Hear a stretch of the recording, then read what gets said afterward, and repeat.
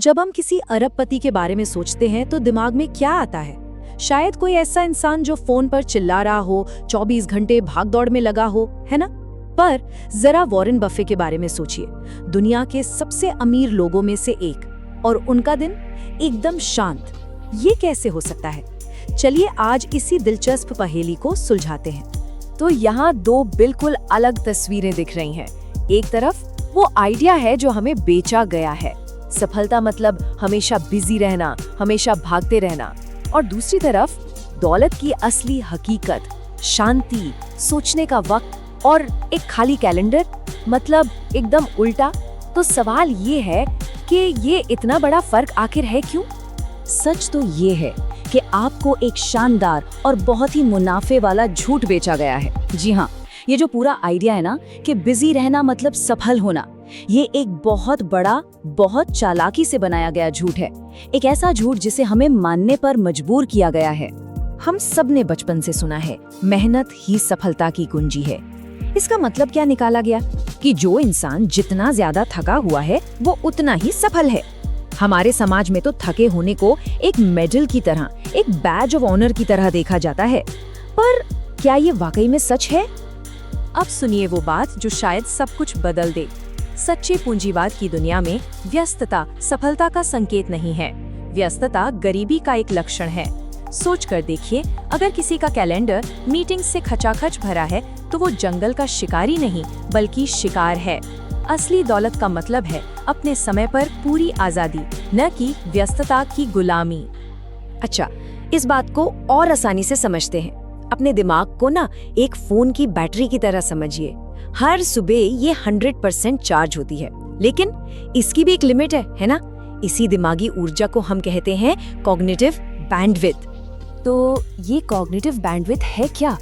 ये हमारी वो दिमागी बिजली है जिससे हम मुश्किल और बड़े फैसले लेते हैं। मतलब कहाँ पैसा इन्वेस्ट करना है, अपने करियर में अगला कदम क्या होना चाहिए, ये सब। और सबसे जरूरी बात, ये पावर लिमिटेड है। दिन खत्म होते होते ये लगभग 0 हो जाती है। तो एक आम दिन में हमारी ये बैटरी खर्च कैसे होती है? चलिए देखते हैं। सुबह 7 बजे ऑफिस के लिए भागदौड़ शुरू, बैटरी बची 70%। फिर 11 बजे तक फालतू की मीटिंग्स और बैटरी गिरकर आ गए 30% पर। और शाम को 6 बजे थका देने वाले सफर के बाद घर पहुंचते पहुंचते ये सिर्फ 5% रह जाती है। सिर्फ 5% दिन के आखिर में। इसे आप दिमागी दिवालियापन भी कह सकते हैं। अब सवाल ये है कि क्या इस 5% बची हुई ऊर्जा के साथ कोई अपनी जिंदगी बदलने वाला कोई बड़ा फैसला ले सकता है?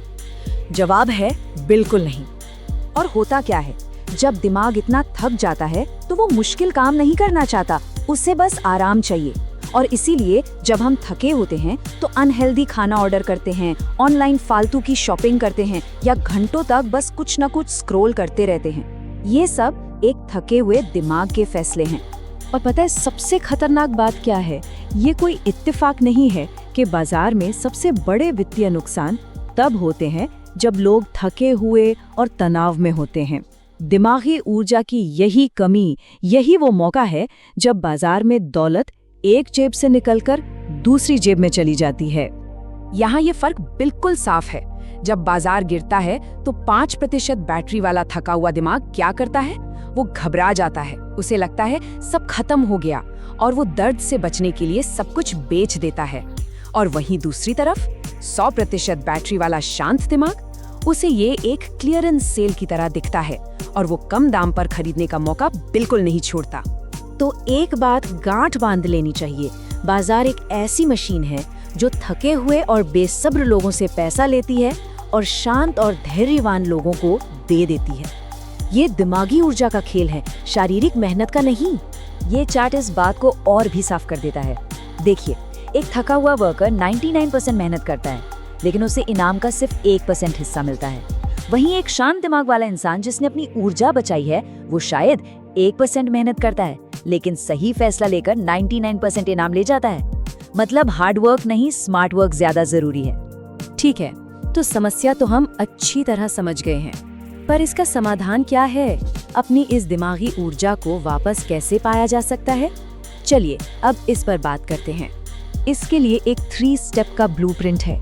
ये 3 कदम किसी को भी अपनी दिमागी बैटरी बचाने और सही मायनों में वित्तीय आजादी की तरफ बढ़ने में मदद कर सकते हैं। इसे हम कह सकते हैं अपना कॉग्निटिव किला बनाने का तरीका। पहला कदम, अपनी ऊर्जा के लीकेज को रोके। जरा सोचिए, सिर्फ थके होने की वजह से बाहर के खाने या ऑनलाइन शॉपिंग पर हर महीने कितना पैसा जाता है। इस खर्च को बेरहमी से काटिए और उस पैसे को बचाइए। एक अलग बैंडविड्थ फंड बनाइए। ये फंड आपको पैसों की चिंता से बचाएगा और मानसिक शांति देगा। दूसरा कदम, और ये शायद सबसे जरूरी है, ना कहना सीखें। हर उस चीज को ना कहें जो आपकी ऊर्जा बर्बाद करती है और आपको अपने लक्ष्य के करीब नहीं ले जाती।